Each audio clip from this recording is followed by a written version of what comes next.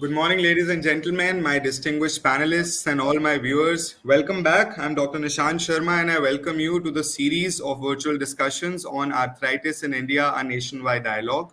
This series is a joint initiative by Voice of Healthcare and Pfizer.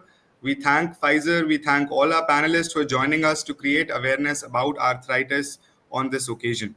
Today we will be discussing about what is arthritis, what are the symptoms of arthritis, its different management strategies, advancements for patients living with arthritis, and some strategies for improving its care.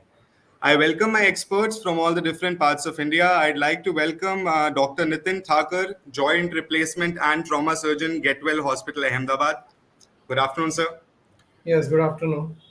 Thank you. Thank you for joining us. We have with us Dr. Deepak Inamdar, Senior Orthopedic and Joint Replacement Surgeon, Orthopedic and Joint Replacement Center, and Apollo Hospital, Bengaluru. Good afternoon, sir. Yeah, good afternoon. Thank you for joining.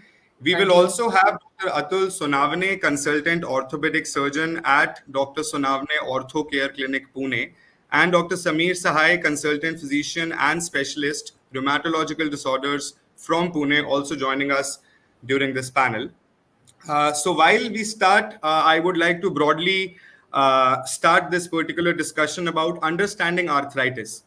So I'll start the discussion with you, Dr. Nitin. What is arthritis? Can you provide us an overview about what arthritis is? What are the different types of arthritis that are prevalent in India? Over to you, Dr. Nitin. Yes, first of all, I want to congratulate Pfizer and the VOH for conducting such a very good arthritis awareness program on such a platform. Uh, and my good afternoon to all my eminent speakers and colleagues. So basically, arthritis is a disease of the joint.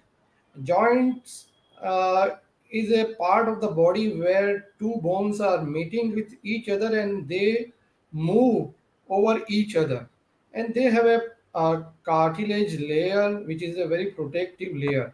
So whenever there is a arthritis, certain changes are going to happen which damage the cartilage and ultimately the joint is disturbed anatomically and physiologically, which hampers to the person in a varieties of way.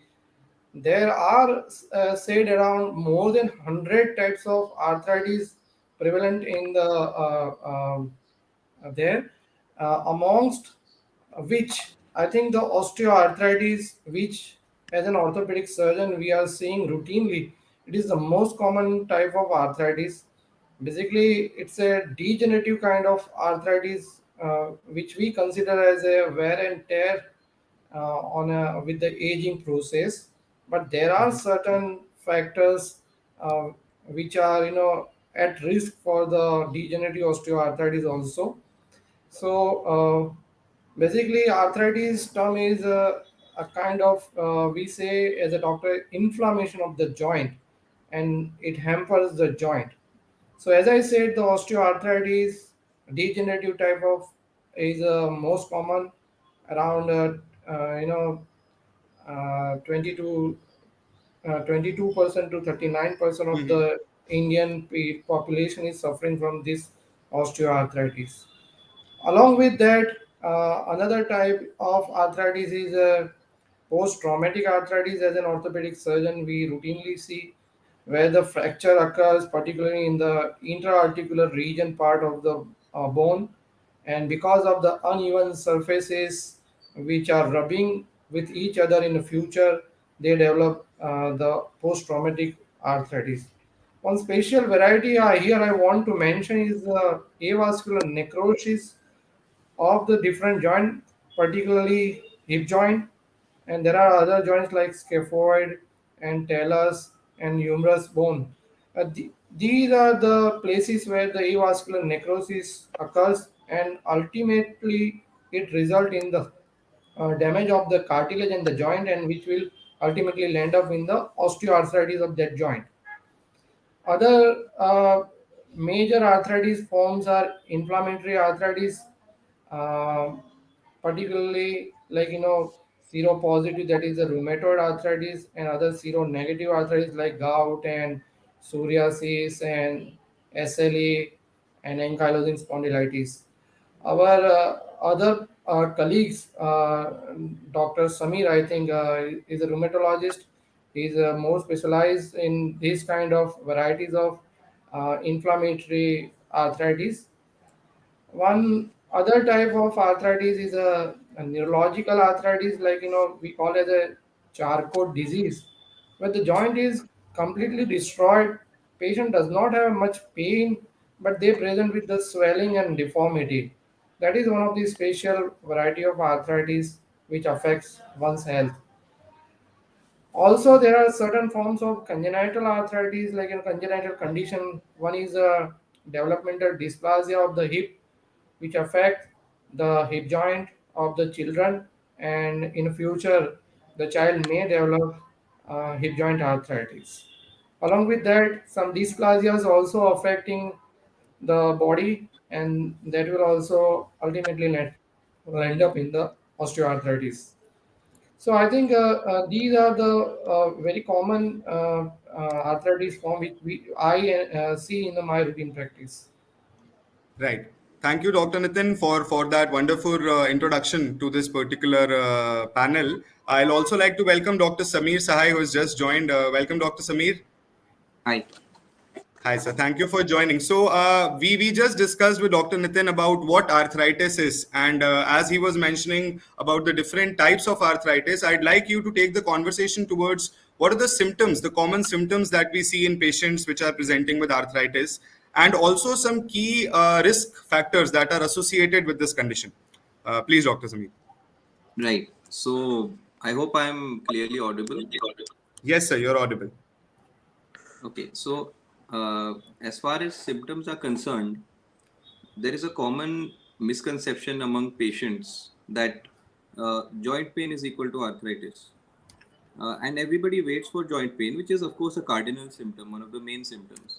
But many times, arthritis can have different subtle presentations. Uh, it can present as a skin disease, it can present as a joint disease, it can present as back pain, it can present as weight loss, it can present with people having recurrent ulcers in the mouth, right? So when we are talking about arthritis per se, even though we use the word arthritis, it is a proxy for a result of disease of the immune system. And so people should be aware that anything happening for a long time, unusual, which is not getting treated by standard therapies, uh, or it is resulting in a lot of weakness, fatigue, could possibly be arthritis. And the reason I'm saying all this is because it is important to catch arthritis and cure it even before it becomes an actual arthritis, right? So before the joints swell up, before they start becoming deformed, if we can catch arthritis in those early stages, there is a chance for curing it or at least controlling it for several years. Right. Commonly, people would feel pain in the fingers, people would feel pain in the toes. Sometimes there are some knee or hip involvements. And there are some types of arthritis which, in fact, don't involve the hands and legs predominantly. People present with lower back pain, Okay. and it's a persistent lower back pain. And this is very important in our country because back pain is ignored. It is considered as some muscle pain, or maybe you were riding a bike on a bad road, things like that. And this can sometimes actually be the start of a very severe back arthritis, which we call ankylosing spondylitis and related disorders. So, another peculiar thing is sometimes what will be arthritis later starts with just weight loss, loss of appetite, hair fall, ulcers in the mouth, things like that, which indicate an autoimmune disease, a disease of the immune system starting up. And then when it really revs up, then the joints start paining and patients come with that complaint. And Right. what was your second question? My second question was some key factors, some key risk factors that are associated with this condition. Okay, so now when we come to risk factors, it's kind of a mixed bag. we don't know all the risk factors that cause Mm-hmm. arthritis, but we do know some things. We know that some things will increase the chance of getting arthritis, and we know about some things which will definitely cause arthritis. Mm-hmm. So let us talk about the most important thing in our country, which is cigarette smoking. Cigarette smoking is one of the strongest triggers of rheumatoid arthritis, and in fact worsens many other types of arthritis too. It also causes it almost directly leads to destruction of the joints. Okay. Secondly, we have to think of the epidemic of obesity. So, obesity is not only a risk factor for developing plain and simple osteoarthritis, which is degenerative arthritis, it's also going to worsen all kinds of other arthritis, inflammatory arthritis. Obesity also causes the release of chemicals within the body, which eventually trigger inflammation all around. And Mm-hmm. we are not sure, but we believe that it can eventually trigger immune disease. These are two very common risk factors in our country, smoking and obesity. Apart from this, there are several other things which are not perfectly well defined, but they come under the spectrum of infections. So people, if they have urine infection recurring Mm-hmm. several times over their lifetime, sometimes that becomes a trigger for developing arthritis later. Exactly how, we are not sure.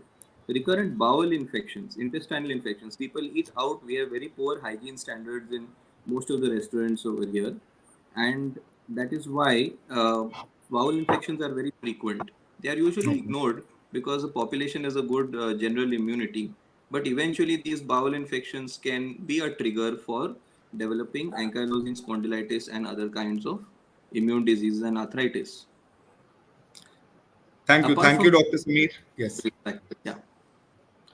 Yeah, thank you. Thank you for describing the common symptoms that we see in patients and some of the risk factors that are associated. My next question will be for Dr. Deepak. As Dr. Sameer was just mentioning about early diagnosis. So, in your view, how does early diagnosis impact the overall treatment outcome of a patient with arthritis? And let's try to put emphasis on early diagnosis. Over to you, Dr. Deepak. Hi, good afternoon, everyone. Thank my co-panelists and Pfizer for this opportunity. At the outset, as an orthopedic surgeon, I would like to tell one important thing. There are mainly two types of arthritis. One, what we call it as osteoarthritis, which is nothing but a age-related degenerative wear. This is something which all orthopedic surgeons encounter very common in our practice. This is the type of arthritis which we deal very commonly. The second group, I would put it in a different group altogether, are non-degenerative. Dr. Sahay was speaking of the other types of arthritis. So these we encounter as orthopedic surgeons very less. And even in the general population, the percentage is much lesser. So when it comes to these two types of arthritis, people have to make a differentiation as to what are the two types they are suffering from. Coming to osteoarthritis, which we commonly encounter, the early diagnosis is when you go to a orthopedic surgeon and when the x-rays are done. So x-rays, we usually do 3 x-rays, both knee AP, lateral and skyline views. So the common endpoint of both these groups is degeneration of the cartilage, which is wear and tear of the cartilage, which is a lining of the knee joint. So ultimately, both the groups end up in degeneration and cartilage wear. Whatever the initial symptoms, whatever the initial signs, whatever the initial presentation, they finally end up in a degenerative. It may be a primary or a secondary. So by the time they come to an orthopedic surgeon, they already have a end stage arthritis. The diagnosis is usually with an X-ray. In the AP view, we get a narrowing of the joint space in very early stage. When the individual is around 35 to 40 years, the earliest and a very subtle sign we see on the X-ray is just narrowing of the joint space compared to the other knee or compared to 1 or 2 years previously if it was done. So that is seen classically in early arthritis. Mm-hmm. And in the lateral and skyline view, you can see some amount of osteophytes, which are bone formation developing behind the kneecap. So these are very subtle signs, especially in osteoarthritis. By 30-35, the first area wherein changes are seen is behind the kneecap. Called as chondromalacia. Then it proceeds to the inner joint space, or what we call it as the medial joint space, and the narrowing is seen, followed by closing of that joint space. And as you grow older and older, the narrowing becomes more and the joint space completely gets obliterated. You get something called as a stage 4 disease, which is called as bone on bone. That means there is no cartilage left on the inner aspect of the knee, by which time an individual may be around 60 or 65 in case of osteoarthritis. In other types of arthritis, they may come to us much younger than this group. The group which suffers from osteoarthritis usually end up coming with a bone on bone disease by 60, 65, and the non osteoarthritic group come a little earlier because the disease takes away the cartilage. Let's say it's rheumatoid arthritis. The synovial hypertrophy virtually eats off the cartilage, and the disease completely takes away whatever the cartilage is left in the knee. So they Mm-hmm. come to us earlier in these conditions. So X-ray in later stages of arthritis, you get osteophytes, you get Mm-hmm. loose bodies wherein the small parts of these osteophytes are broken off and they stay behind at various aspects of the knee, and you get opening up of the lateral joint space, you get subluxation of the knee, you get deformities of the knee, wherein usual deformity we get is something called as a varus deformity, which is Okay. also called as bow legs. So these are all the late X-ray picture by the Mm-hmm. time the arthritis has reached to a certain stage, that is in late arthritis, by which time they would come to an orthopedic surgeon. So in early stages of arthritis, patients usually go around shopping. They try a rheumatologist, they try a physician, they try alternative medicine. So because the arthritis is not very serious at that stage, they may find relief with any of the modalities. But Right. as it progresses, they will end up more and more getting closer to an orthopedic surgeon, because an orthopedic intervention or orthopedic surgery will usually be required in those late stages, by which time they are 65, 70, 75. We get a lot Mm-hmm. of patients in their 80s also with this sort of picture. Right. Thank you, Dr. Deepak, for explaining the role of early diagnosis and what different levels we can see in arthritis. Like you said, so talking about the management strategies, like you had just mentioned, my next question will be for Dr. Nitin. So if you could, share some effective strategies of managing arthritis, both medical and lifestyle approach changes that you deploy in your clinical work, please, sir. Over to you. Yes, so arthritis, as Dr.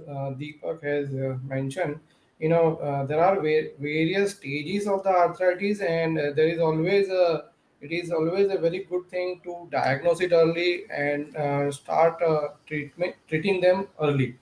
So, first and foremost is, I would say, whenever there is a symptoms, even the mildest symptoms, either it's a articular or extra articular. As you know, Dr. Samir has said, varieties of symptoms which are extra articular. So one has to find a doctor who is specialist in that disease. Many times we see that the patients are coming very late. They are very late presentation of the patient. Sometimes deteriorate their health further, and that will not able to give them the best result which we can in current scenario are able to give. So first and foremost, my advice to all the listener and the patients that find a proper doctor who is well experienced in the field and who is specialized in the field. So do not fumble here and there, like bone setters and other um, we know alternative medicines are also available there, but I think allopathy is a science which is an evidence based science, and in current scenario if we can diagnose it early, we can treat them properly. At least there are certain disease which can cure, and there are certain other diseases which we can control. So first and foremost, find a proper doctor who is experienced and specialized, and go to them at the early stage. So he will diagnose in a proper manner, and he will treat you in with the current evidence based guideline, and stick to their advices related to medicines and lifestyle changes. Because in a practice we have seen many patients, once they come with the problem, we give them certain for few medicines. They become all right with that medicines in early phase, so they discontinue the medicines. Like many rheumatoid patients or a gout patient, once we start the medicines, they feel better, probably completely normal within a short duration, because they are in the early stage. Uh, they are not having a structural changes, so that's why they improve very immediately. And after improvement they stop the medicines, and again they present with the severe attacks and the severe complaint in future. So sticking to the your consultant's advice regarding intake of different medicines, going for varieties of laboratory tests at the frequent timing, and other uh, studies like imaging studies, x-rays, ct scan, mri, whatever he feel during your treatment time. So please stick to their advice. Regarding lifestyle modification, there are certain evidence-based things which can help different varieties of arthritis. Amongst all, that is first one is the exercise, because we know exercise is one of the best medicine, I think, for any disease, whether it's a diabetes, hypertension, stress, and even all the orthopedic issues are sometimes directly or indirectly related to their sedentary lifestyle. So Okay. varieties of exercise like range of motion exercise, which then endurance exercise, then non-weight bearing exercise. Sometimes because of the people are obese, and weight bearing exercise can damage them further. At that time, we might have to advise them for non-weight bearing exercise in the form of swimming, partial weight bearing exercise in the form of cycling. So one can take help of the physiotherapist. Specialized physiotherapists are now available at every corner of the major cities. So physiotherapists are also very much helpful for exercise, particularly specific exercise. Second is rest. Rest is also an important factor when there is a aggravation of the condition. If certain uh, patients group having a acute problems, for a shorter duration we advise them to take the rest, which helps to have proper healing of the disease, and then start doing exercise. So during aggravation of the problem, rest is also important.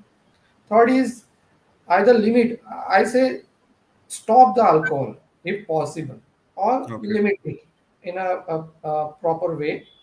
Third is quit smoking and avoid any form of the tobacco use, because as I think Dr. Samir has said, cigarette smoking is also associated with the varieties of the particular inflammatory diseases. So quit smoking and avoid using any form of the tobacco. Fifth is control your weight. As Dr. Deepak has also mentioned that obesity is one of the factor for developing osteoarthritis of knee, particularly in our part of the country.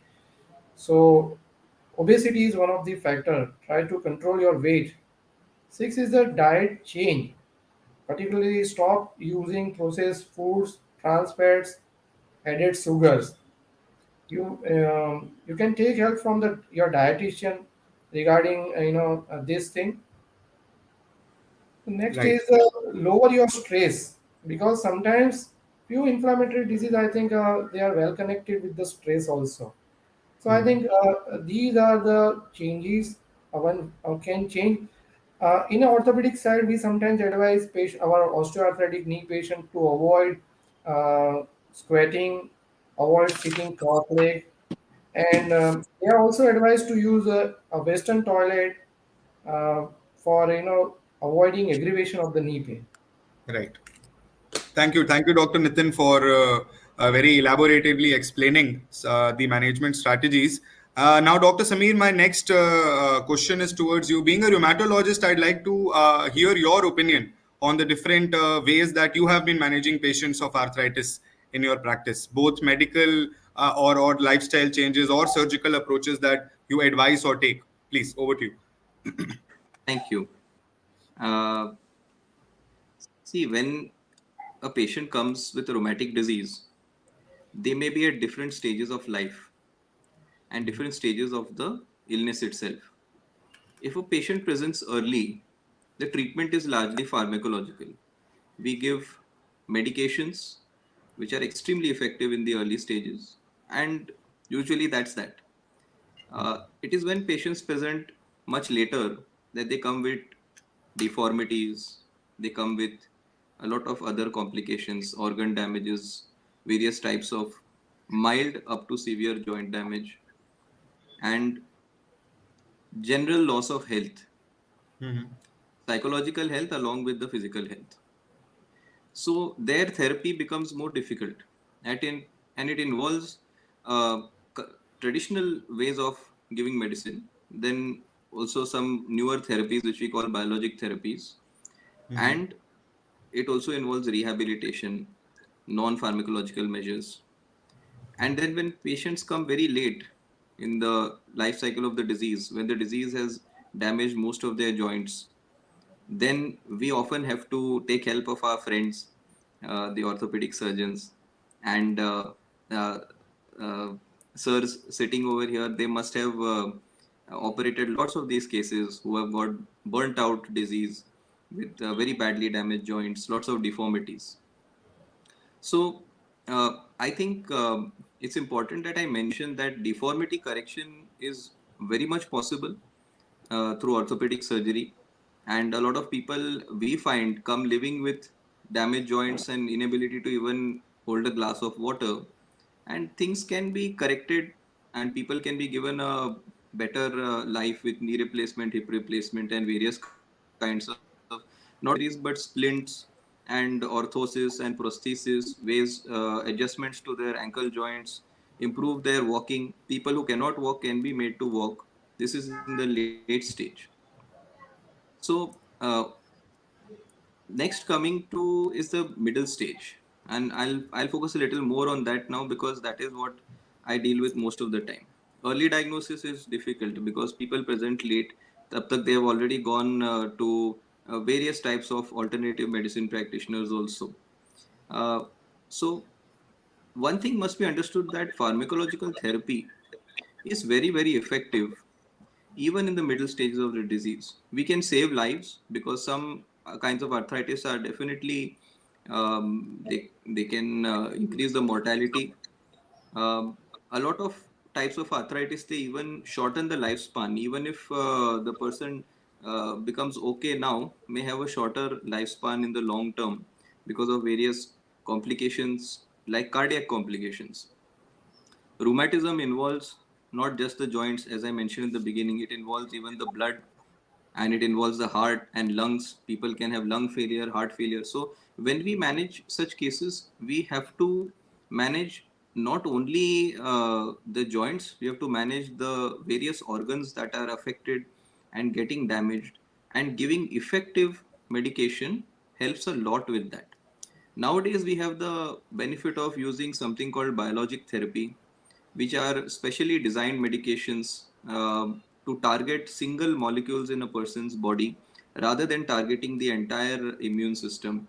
And they have dramatic effects when used correctly, not in everyone, but when used in the right patients, they have dramatic effects and they can actually make life very normal with very, very minimal side effects, so that uh, all people don't reach that late stage of arthritis and then don't require various surgical interventions.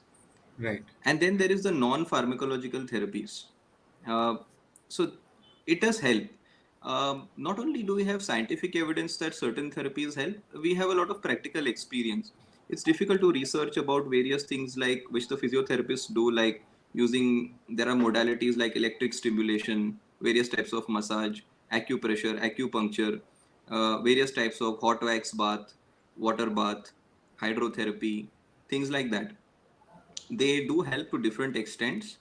I think a lot of foot care is very important, often ignored. A lot of patients with arthritis have badly damaged feet, which affects their walking because their ankle joints and their toes they get damaged, and they keep walking at the wrong angles. Eventually, that damages the knee joints, damages the hip joints, Mhm. causes back pain.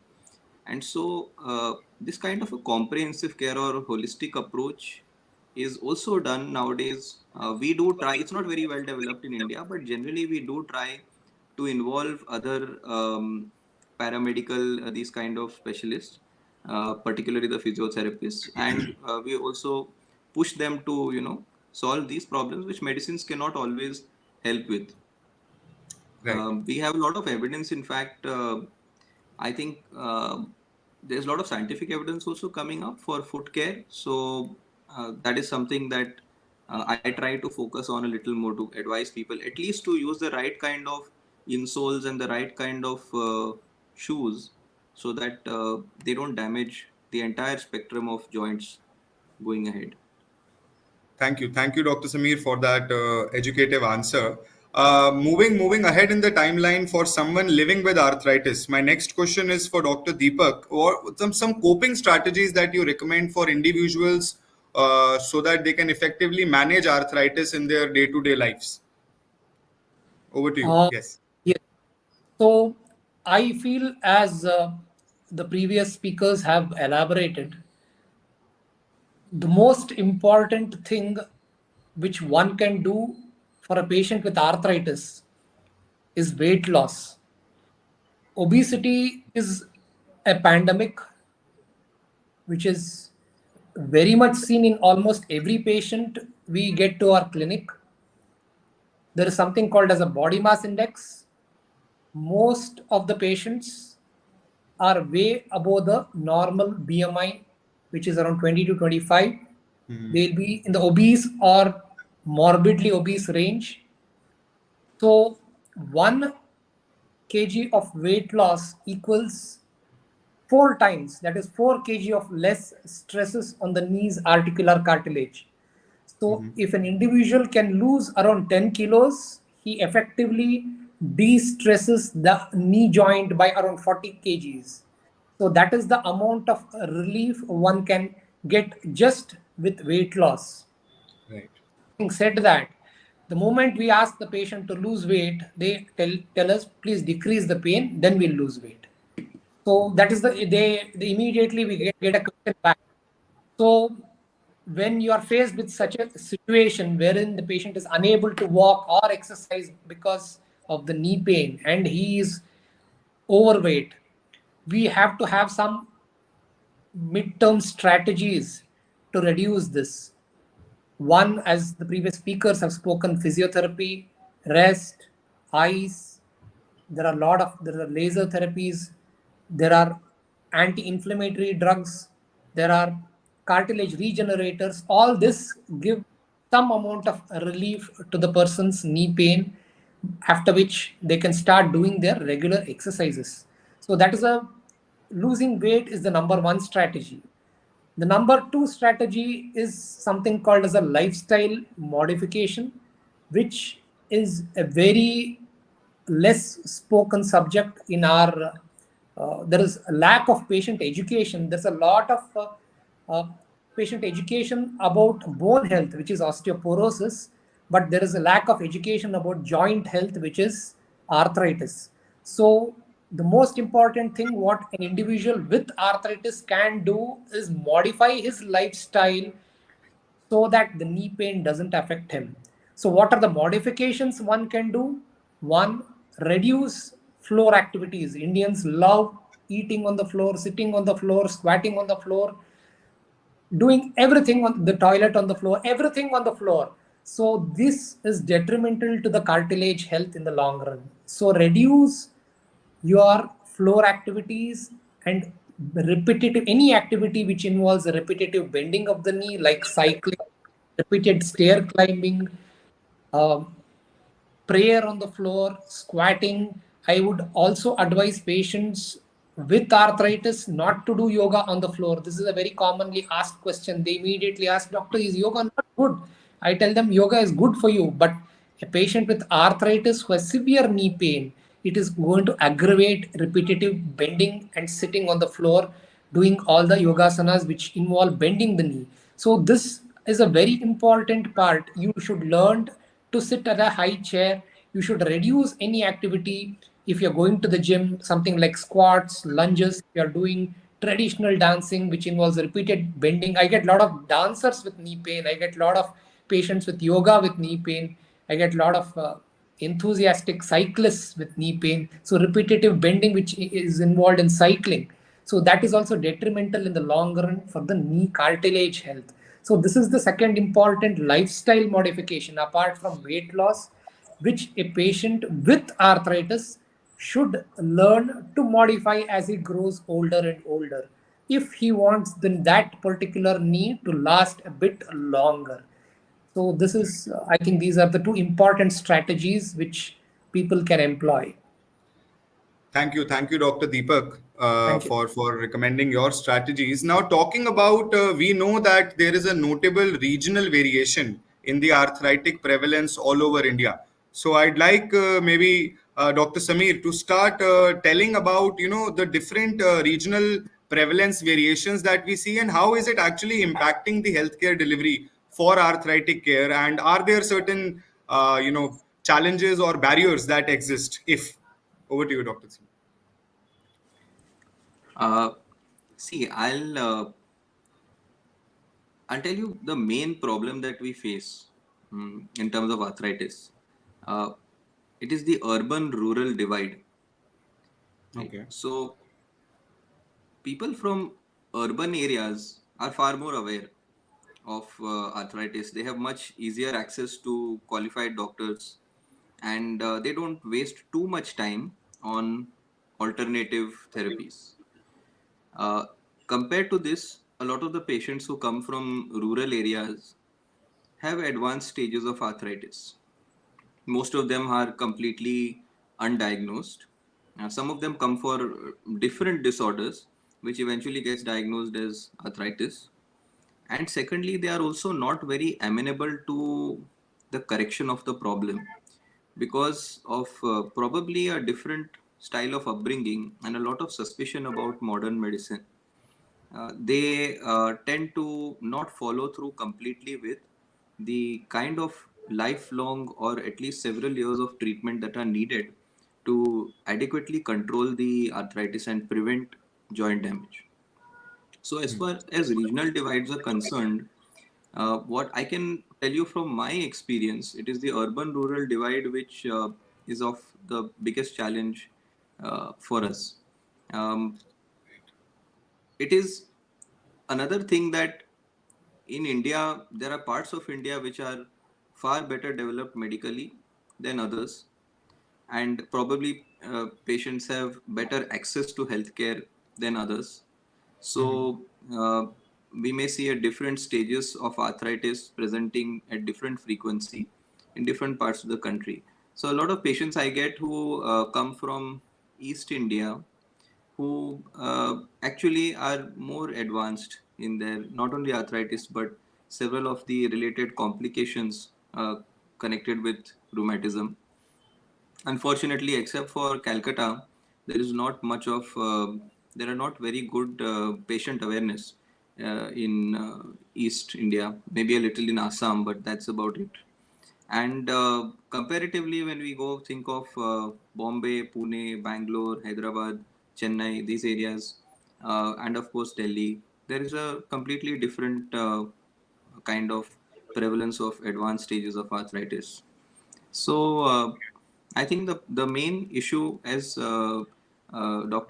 Inamdar sir was saying previously, is patient education. Patient education is the biggest challenge.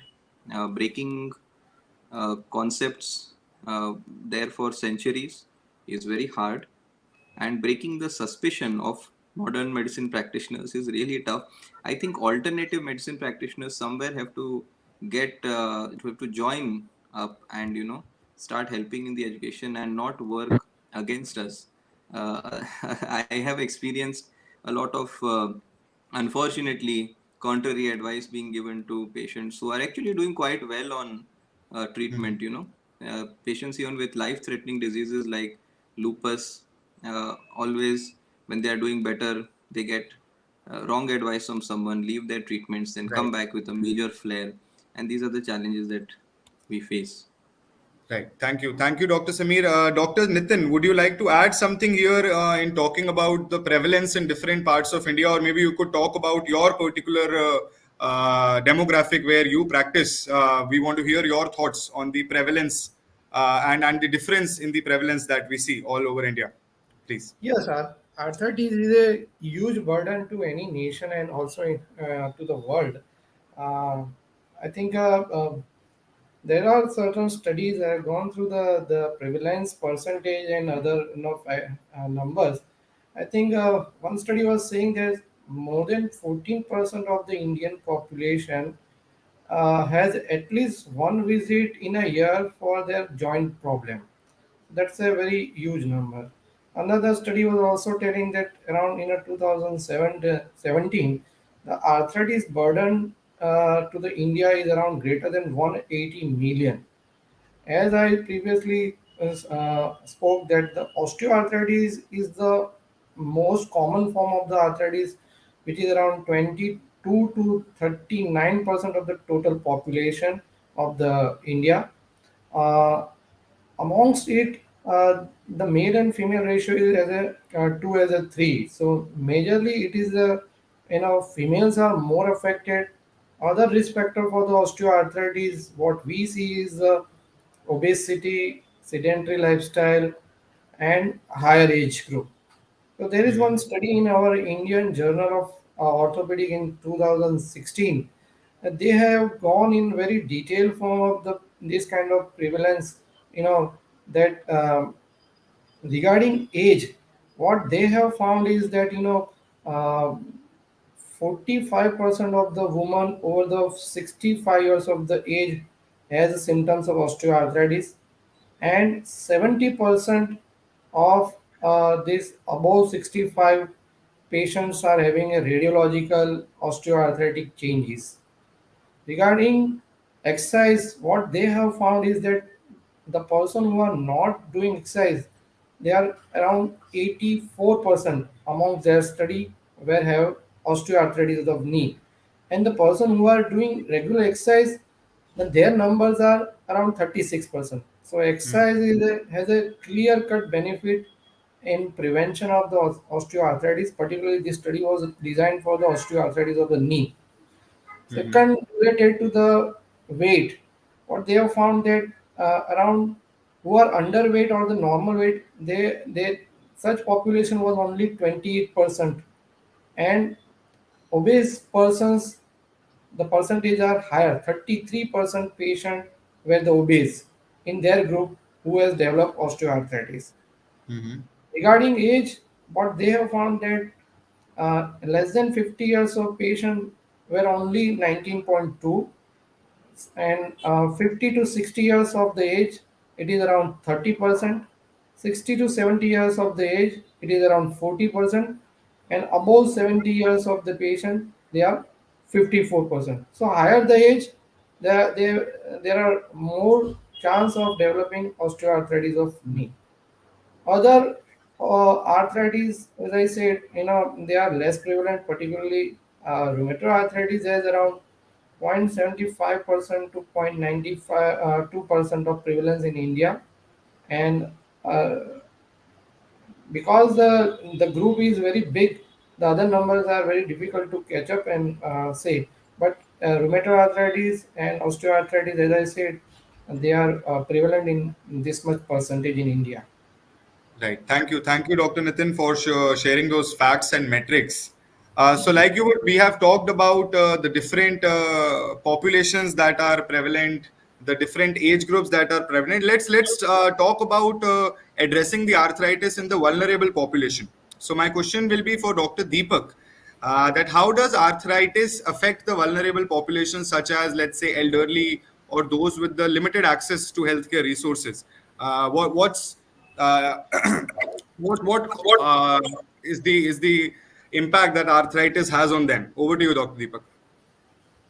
Yeah, thank you. So, arthritis in early stages, it's going to limit a person's ability to walk. That's a very important thing, as your ability to walk defines your ability of your health. It is the basic thing. I keep telling this that only if you are able to walk will you be able to live a healthy life, because that is the secret to exercise, that is the secret to your cardio training, your running, your jogging, your swimming. Everything is dependent on how good a knee you have and how good a knee you are going to maintain throughout your life. So if you have to have a long, productive, and fruitful life, what matters is the knee cartilage health. So that is utmost. So that is ultimately going to determine everything else of your body. It's going to determine your cardiac health, determine how fat you become. It's going to determine all aspects of your health. So it's very important for people to understand that. Dr. Deepak, we have just lost your connection.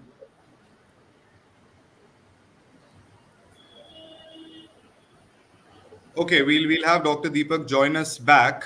Moving on with the panel. My next question will be for Dr. Samir. Dr. Samir, am I audible to you, please? Yeah, yeah, sure. Yes. So let's talk about any recent technological advancements or digital tools that are out in the market that provide beneficial management and treatment of arthritis. Please. So, as we have discussed before this, that patient education is the most important thing. If people don't know what arthritis is and don't know how to approach a doctor, how to manage their chronic disease, there's really no point in treating just for a few days. So, uh, the biggest help, I believe, to all of us has come from the digital revolution. With the internet access so easily available, and we have such a large number of apps that are there now, uh, which helps patients to connect very easily with doctors. um, Not only we can educate our patients more easily, we can promptly reply to their queries, and the queries are many. uh, Patients also get a lot of access to health information through third party sources. There are in fact a lot of dedicated coaches, dedicated counselors who nowadays help the patients cope with day to day problems in rheumatoid arthritis and other issues, especially ankylosing spondylitis and other kinds of arthritis like this. um, there are good portals on the internet which I suggest to my patients. If you have any queries, maybe you read it from here, maybe you read it from there. Those patients who are taking biologic therapy at home, we are able to send them videos on how to inject, things like that. So the digital revolution also has allowed us to show patients things. If you have arthritis now, what's going to happen later. So today your hand looks like this. Tomorrow, what it's going to look like? We can show photos, we can show videos, we can show them various X-rays. A lot of there are some really good. Some of our let us say guardian institutions which publish guidelines also publish a lot of patient education material, like the American College of Rheumatology, the European League. All of these give a lot of ready-made patient education materials, which has helped us a lot in helping out those patients who are interested in managing their Right. disease. Then there are some people who are just disinterested and want a quick fix. There's nothing much you can do. So that is the first technological aid, which is the internet and all the associated tools. And there is a mobile in everybody's hand nowadays, so Right. it's easy. Even through teleconsultations we can take follow-ups quite easy, so people who have rheumatism don't have to keep coming to the clinic. Right. See, it was an older practice that a person would come, get diagnosed, given some treatment, then he has to keep following up for every little thing, and it becomes difficult, particularly for people who have joint pains, people who are maybe wheelchair bound or using walkers. Coming repeatedly to a clinic is hard. Some Right. patients are coming from the periphery of the city, and it is very tedious to travel all the way.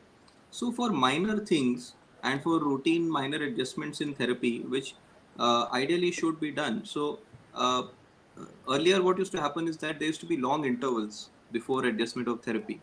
But it has been found, and I have definitely found my practice, that tailor-made treatments with small adjustments made at frequent intervals benefits the patient a lot more, particularly in preventing side effects, making the whole treatment more palatable and more acceptable to the patient. And we can do this through video consultations.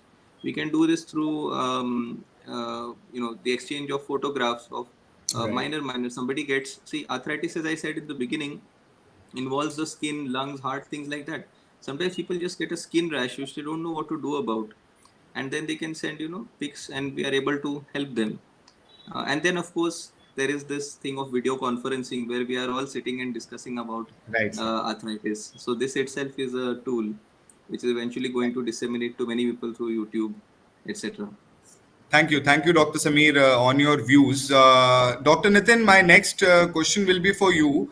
Are there any initiatives or specialized programs that the government is focusing on public health awareness initiatives such as this one for arthritic prevention that you are aware of? There are certain NGOs who are doing such activities. There are certain groups of the people, doctors, and the government organizations, like Arthritic Foundation, then the our body itself, Indian uh, Orthopedic Association. So these are directly or indirectly involved in the awareness and treatment part of the affected population of the India, and government is trying their best, but as we are having the a very huge number of population, and that's why sometimes the reach of the government is very limited. But otherwise, I think inside the major cities, these things are very easily available. Government is doing lots of activity related to the awareness by uh, programs on the TV, then the hoardings on the roads. They are running specialist clinic at the urban health centers. Even I have worked in the government for a few years, and as a specialist class one officer at the very small center, I was working at the sub district center. So at the level of the sub district, and orthopedic availability is very helpful for the person to diagnose and treat them in early phase. So yes, they are doing, but we doctors, government, and the persons. I mean the patient themselves together can achieve the success in this Right, factor. sir. Right. Thank you, Dr. Nitin, for sharing your views. Now, as we move towards the last part of this panel discussion, I'll start with Dr. Deepak. So, Dr. Deepak, your message for everyone and suggestive some preventive measures that individuals can take to reduce their risk of developing arthritis. Over to you. Yeah, thank you, Dr. Nishant. So, my message, if at all, is two things. One is bone health, two is joint health. Both are required for bone health, which is lack of which leads to osteoporosis, and joint health, it deteriorates and leads to arthritis. So, if you have to prevent arthritis and osteoporosis, one, stay in your ideal body mass index or in your ideal weight range. Try to get your weight reduction as much as possible. Number one. Number two, as I have stressed earlier, eating the right foods, nutrient dense and nutrient rich, protein rich diet should be your outlook. Stress should be less on your carbohydrate and fat intake, which indirectly contributes to a better muscle mass and being healthy. A better muscle mass leads to less loading on the joint. Third thing, your lifestyle modification, as I've already spoken about this earlier. A patient suffering from arthritis should avoid activities which involve repetitive knee bending, as squatting on the floor, sitting cross legged, prayers on the floor, yoga, squats, lunges, repetitive stair climbing. So, all these are detrimental to the health of your cartilage in the long run. Right. And four, try to reach out early on to your doctors in whichever part of India you are in.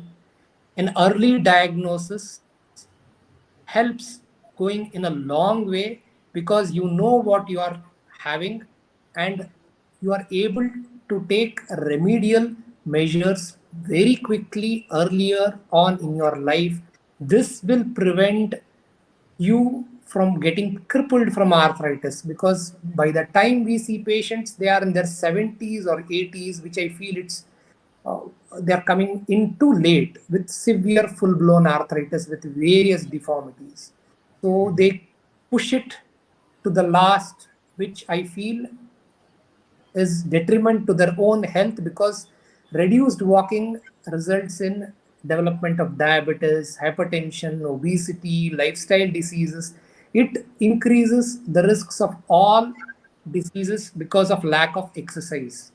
So arthritis prevention, arthritis diagnosis, and arthritis education is the key to an overall good health. Thank you. Thank Thank you, you. Dr. Deepak. Moving over to Dr. Samir, your key takeaway and a parting message to all the viewers and everyone who has engaged with us on this arthritic awareness campaign.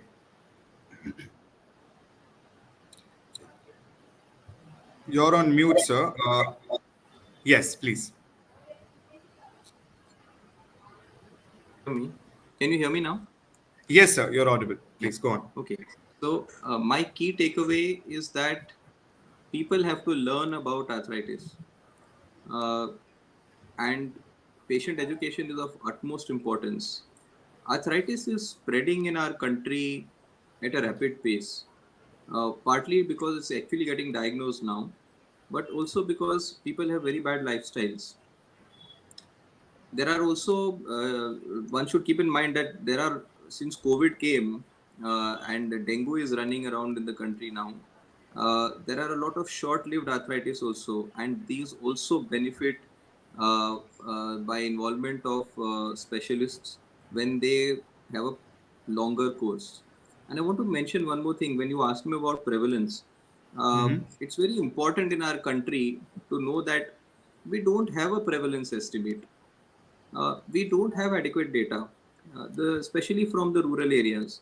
And I think it is mainly because we don't have adequate government infrastructure and adequate government spending on the kind of facilities you need to diagnose and to come to know how many people really have osteoarthritis, how many people have rheumatism, and things like that. And then collection and connection of all this data and large central databases don't exist, right? And then since a lot of the healthcare in India is private healthcare, and everyone is generally competing with each other, unfortunately, that is the case. So there's not going to be a great amount of data sharing. Although some stalwarts in the field are taking amazing initiatives nowadays in Maharashtra, also from where I am in, from Pune. So a lot of initiatives are being taken by experienced practitioners. The Indian Rheumat Association is also doing a lot. Maharashtra Rheumat Association is doing a lot, but these are still small compared to what the government of India can do. So it's only it's nice if one day that is achievable. It will help Thank everyone. you, Dr. Sameer, for that message. Moving over to Dr. Nitin, your key message for all the viewers who have engaged with us on this arthritic awareness campaign, sir. So my first and foremost message is that do not neglect your symptoms. Take the help of your the qualified doctors.